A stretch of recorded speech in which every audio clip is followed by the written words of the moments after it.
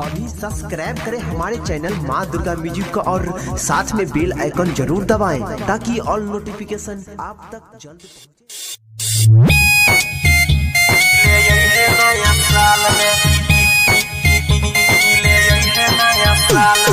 Kanchan Ibrahimpur music by Roshan Kumar. चुमा लेबो side के देवाल में,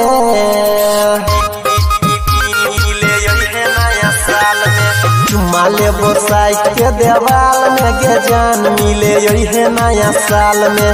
चुमा लेबो साइड के देवाल में गे जान मिले यही नया साल में। वही नया साल में गे यही नया साल में, वही नया साल में गे यही नया साल में।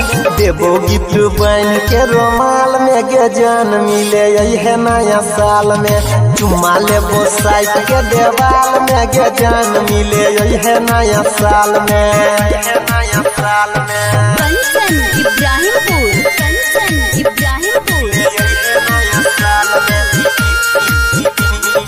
Music by Roshan Kumar.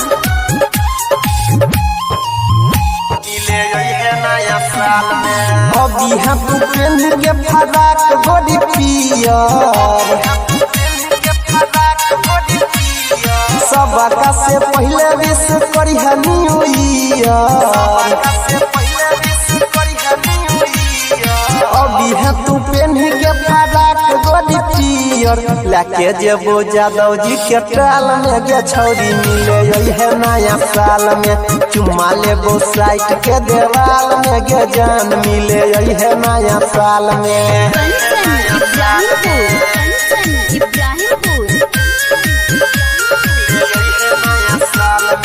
Music by Roshan Kumar.